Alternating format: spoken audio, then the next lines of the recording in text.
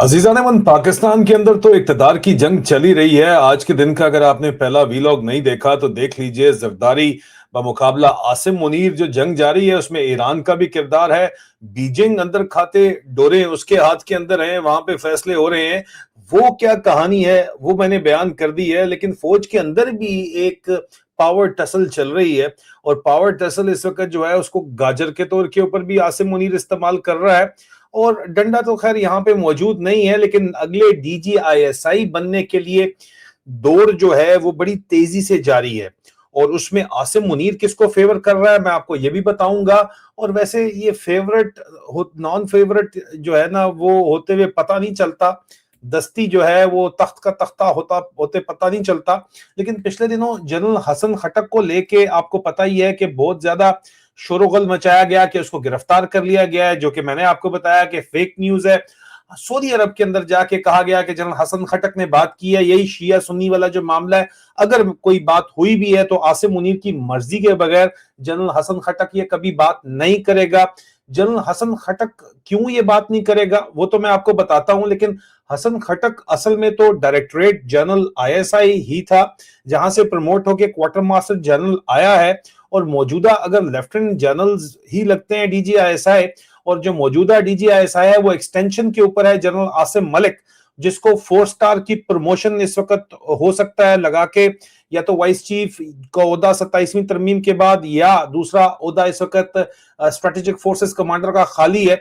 उन दोनों के ऊपर जाहिर बात है अमेरिका की तरफ से भी लॉबिंग की जा रही है, उसको लगाया जाना मकसूद है। हालांकि आसिम मुनीर ये चाहता है कि उसको रिटायरमेंट करके नेशनल सिक्योरिटी एडवाइजर के रोल के ऊपर ही महदूद कर दिया जाए, लेकिन उसके ऊपर अभी तक जो है वो अमेरिका राजी नहीं है हमारी इतलात के मुताबिक।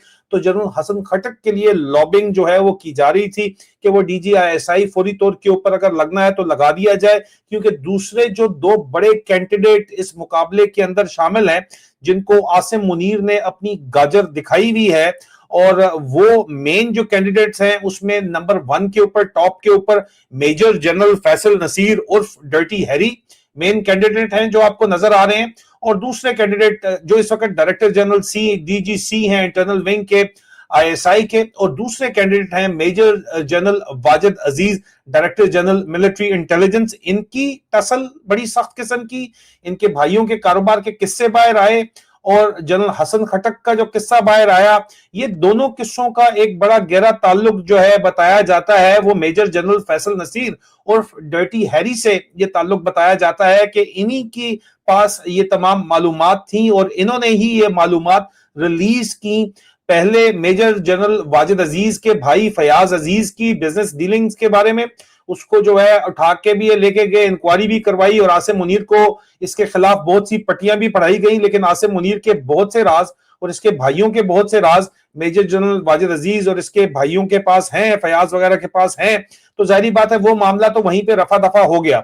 लेकिन जाहिर बात है कि जनरल हसन खटक अपने आप को पोजीशन कर रहे थे, तो उसकी भी अब ये स्कैंडल जो रिलीज किया गया, जिसके ऊपर जीएचक्यू पीएस डायरेक्टरेट ने कहा कि यार इस तरह की कोई कहानी नहीं है, ये बड़ी मलेशियस कैंपेन चलाई जा रही है। कौन चला रहा है मलेशियस कैंपेन? मलेशियस कैंपेन फौज के अंदर से ही चलाई जा रही है। और जाहिर बात है इस वक्त हमारी इतलात के मुताबिक जो आसिम मुनीर का सबसे फेवरेट बंदा है इस वक्त बनने के लिए, डीजीआईएसआई भी और अदरवाइज भी, वो DGC major general Faisal Naseer उर्फ डर्टी हैरी है, जो तमाम सियासत को मैनेज कर रहा है अपने सेक्टर कमांडर्स के जरिए, तमाम गवर्नमेंट्स को मैनेज कर रहा है। जिस तरह पीटीआई की गवर्नमेंट को उसने अपना पुत्र बना के रखा हुआ है पेशावर के अंदर, ब्रिगेडियर उमर इसके नीचे काम करता है, तो वो भी आसिम मुनीर इससे बहुत खुश है। पंजाब हुकूमत को भी इसने कंट्रोल करके रखा हुआ है। ओवरऑल सिनेरियो इसने जो है बड़ा अच्छा हैंडल किया हुआ है। तो डीजीआईएसआई के लिए भी जाहिर बात है टॉप कंटेंडर अभी तक तो ये है।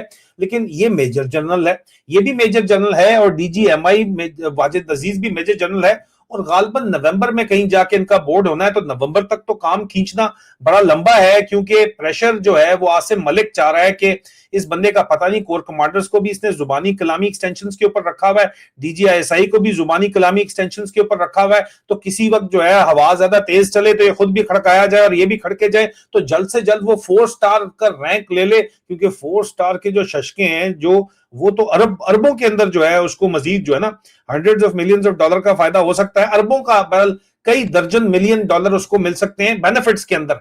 इन्होंने अपने लिए तो 100% तनख्वाह भी बढ़ा ली है फौज ने। गाजरों की तो कोई कमी है नहीं फौज के अंदर, आपको पता ही है, और फौज को इसीलिए इन्होंने गाजरें दिखा के ही तो काबू किया हुआ है। तो इस वजह से इस वक्त डीजीआईएसआई लगने की जंग के अंदर अगर हसन खटक अब नवंबर तक, जाहिर बात है फौरन आउट ऑफ टर्न, ये पुलिस तो है नहीं कि out of turn promotion major general को दे देगा ये, और बोर्ड से पहले ये दे दे प्रमोशन, नहीं दे सकता। जो पिछली प्रमोशन में मेजर जनरल आसिम मुनीर ने प्रमोट किए हैं, अब तक वो ही अपॉइंटमेंट के इंतजार में बैठे हुए। किसी को स्कूल ऑफ आर्टिलरी नौशहरा के अंदर इसने अटैच किया हुआ, किसी को स्कूल ऑफ आर्मर में अटैच किया हुआ, किसी को इन्फेंट्री स्कूल में अटैच किया हुआ। अटैच मतलब यार एक स्टाफ कार दे दी है और एक बंदा दे दिया और उनको कहा यार तुम ये स्टडी करो, तुम ये स्टडी करो, क्योंकि पहले लाइन के अंदर जर्नैल ज्यादा है, सीटें कम है, नई सीटें इन्होंने बनानी है। 28वीं तरमीम ये करेंगे, सिविलियन अदारों पे कब्जा करेंगे और फिर इन मेजर जनरल्स को या लेफ्टिनेंट जनरल्स को वहां पे खपाएंगे। ये इनकी जो है वो स्टोरी है, और किसी के ऊपर एतबार नहीं करता, क्योंकि इसको अपनी जान का जो है वो जाने का डर है बहुत ज्यादा। जाहिर बात है होगा ही, तभी तो ये एतबार नहीं करता बंदा। और ये एतबार अगर करता है तो जाहिर बात है कि अपनी तरह के डिसीवर के ऊपर करता है, डर्टी हैरी के ऊपर करता है। और डर्टी हैरी को अगर ये लगाना चाहता है तो नवंबर तक इसको वेट करना पड़ेगा, लेकिन प्रेशर बहुत ज्यादा है। नवंबर तक ये सिस्टम कैसे टिक पाएगा, चल पाएगा? Merit based system so called, इस मुल्क के अंदर एक ही इदारा है और वो फौज है, ये कहते हैं। तो ये जो इदारा है फौज, तो ये जाहिर बात है कि ये अगर फौज ही वो इदारा है तो फिर उसमें आपको मेरिट पे तैनाती कहीं ना कहीं तो जाके करनी पड़ेगी। प्रेशर बहुत ज्यादा बढ़ता चला जा रहा है, और इस वक्त हसन खटक से ज्यादा अच्छी अपॉर्चुनिटी किसी के पास, हसन खटक को लग रहा था कि ये क्योंकि आईएसआई का एक्सपीरियंस भी है तो इसको लगा दिया जाए। लेकिन हसन खटक का प्रॉब्लम इस वक्त, दो प्रॉब्लम देखे जा रहे हैं। एक तो हसन खटक के खिलाफ जो साजिश हुई वो तो हुई, लेकिन हसन खटक जो है वो ब्रिगेडियर नियाज खटक का छोटा भाई है। ब्रिगेडियर नियाज खटक रिटायर्ड जो है वो ऑफिसर थे जो कि फौज के अंदर इंतहाई खुददार और इंतहाई जो है वो upright and honest and bright officer के तौर के ऊपर जाने जाते हैं। जब पाकिस्तान मिलिट्री एकेडमी में टर्म कमांडर थे तो जनरल लहरासिब उस वक्त कमांडेंट थे पीएमए के, उन्होंने जनरल नियाज उस वक्त मेजर नियाज खटक की तो टोपी बैरी होती है वो उन्होंने पहनी हुई थी। उन्होंने हाथ जनरल ने लगा के कहा, जनरल लहरासिब बड़ा दबंग किस्म का बंदा था और बड़ा जो है ना वो जेंटलमैन, चलो ठीक है, वो गोरा साहब वाला माहौल है उस तरह का था। उसने कहा तुम्हारा टोपी ठीक नहीं है, या लखा तुम्हारा टोपी ठीक नहीं है। स्टिक पकड़ी थी उसने स्टिक से जो है ना वो ठीक करने की कोशिश की, इसको ठीक करो, हाथ लगाने की, आगे बढ़ाने की कोशिश की। मेजर नियाज खटक ने, उसको तो मेजर थे और कैरियर जिसका टॉप प्रोफाइल होता है वो पीएमए के अंदर होता है, उसने कमांडेंट का हाथ और छड़ी पकड़ ली। उसने कहा sir do not touch my berry, ये मेरी इज्जत है, इसको हाथ मत लगाना। ठक 24 घंटे में रिटर्न टू यूनिट हुआ नियाज खटक। लेकिन उस बंदे ने बता दिया, पूरी फौज के अंदर बात फैल दी, यार गैरतमंद अफसर की सर के ऊपर दस्तार पे कोई हाथ डाले, चाहे वो जर्नल हो, तो वो आगे से पकड़ लेता है। अब जर्नैलों को सिर्फ यहां पे खासतौर के ऊपर मौजूदा पौधे सिर्फ यस मैन चाहिए। टोटल उनके दाने खत्म करके, खसी करके इनको जर्नैल चाहिए जो आगे से सिर्फ यस सर करके इनके आर्डर माने। नियाज खटक जैसा बंदा जर्नैल नहीं बन सकता, इररिस्पेक्टिव ऑफ द फैक्ट कि यार उस बंदे का कैरियर टॉप नॉच था, लेकिन उसको ब्रिगेडियर के ऊपर इन्होंने फारिग कर दिया। हसन खटक बहुत ही इनके अपने कोर्समेट्स के मुताबिक श्रूड किस्म का बंदा है, इसीलिए लेफ्टिनेंट जनरल बन गया। बोलता नहीं है, चुप करके जो ऑर्डर है वो कर दिया, काम नीवा नीवा होकर निकल गया। लेकिन लॉबिंग बैरल इसके डीजीआईएसआई बनने के लिए की जा रही है, और खून तो नियाज खटक वाला ही है, उसका छोटा भाई है, वो उसका मेंटोर भी है। अगर नियाज खटक की तरह फौज के अंदर किस्सा मशहूर है, इसने जाके अड़ी दिखा दी, कहीं पे खड़ा हो गया आसिम मुनीर के आगे, उसको उसकी औकात दिखा दी या कोई कहानी अंदर से डाल दी, तो फिर जो मुनीरा मिस्त्री है वो तो मारा जाएगा। डीजीआईएसआई उसके कंट्रोल से गया तो, इसीलिए वो लाना चाहता है अपनी तरह के ही, ये डेरी हसनाबाद का जो आया हुआ ढक्कन, ये अपनी तरह का ही जो है पिंडी बॉय एक लाना चाहता है, फैसल नसीर को लाना चाहता है। और ये अब तक तो ये सीन है कि इंतजार किया जा रहा है कि फैसल नसीर प्रमोट होगा तो इसको लगाया जाएगा। प्रमोशन वाजिद अजीज की भी हो जाएगी, बड़े राज है वाजिद भाई के पास भी। वाजिद भाई प्रमोट तो हो जाएंगे, लेकिन डीजीआईएसआई का बनने का सीन जो है वो इनका लगता नहीं है।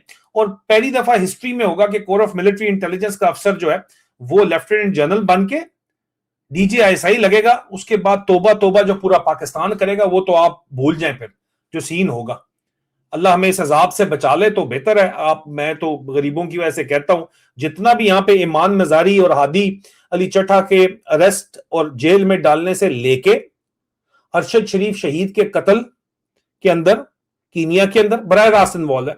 इमरान खान की गिरफ्तारी से लेके इमरान खान के ऊपर जेल में जुल्म के तहत और इमरान खान के खिलाफ जजों को काबू करने में, जजों की वीडियोस बनाने के अंदर, हनी ट्रैपिंग ऑपरेशन के अंदर, मतलब पाकिस्तान में जितना भी गंद हो रहा है उस सब गंद के अंदर जो है वो इस वक्त डर्टी हैरी शामिल है, मेजर जनरल फैसल नसीर शामिल है। और फैसल नसीर ने जो लंदन प्लान के तहत डील हुई थी, जिसमें रिटायरमेंट के बाद मुनीरा मिस्त्री जो है वो आर्मी चीफ लगा था, उसके अंदर भी कलीदी किरदार जो है वो फैसल नसीर का था, और उसके ऊपर मैं उस वक्त से रिपोर्टिंग कर रहा था। और मैंने आपको इसकी अपॉइंटमेंट से 1 महीने पहले बता दी थी, दोनों बातें रिकॉर्ड के ऊपर है मेरे एक्स प्रोफाइल पे @सोल्जर स्पीक्स के ऊपर। तो दुनिया सारी की सारी जो अपने चक्कर के अंदर पड़ी हुई है, लेकिन अंदर खाते इनके क्या चक्कर चल रहे हैं वो मैंने आपको बता दी है। और ये सिर्फ और सिर्फ जो है अपनी कुर्सी के लिए ये जंग लड़ रहे हैं। ये आपके लिए, अगर आपको लगता है कि कोई नौकरी कर रहा है तो जर्नैल सिर्फ अपनी जर्नैली का होता है, ये बात आपने याद रखनी है। So this is the actual story. मजीद तफसीलात अगर आप चाहते हैं कि इसके ऊपर मैं करूं तो कमेंट्स में डीप डाइव लिखिएगा, और मैं मजीद डीप डाइव इस मौजू के ऊपर जो है करूंगा। अपना ख्याल रखिए। खुदा हाफिज।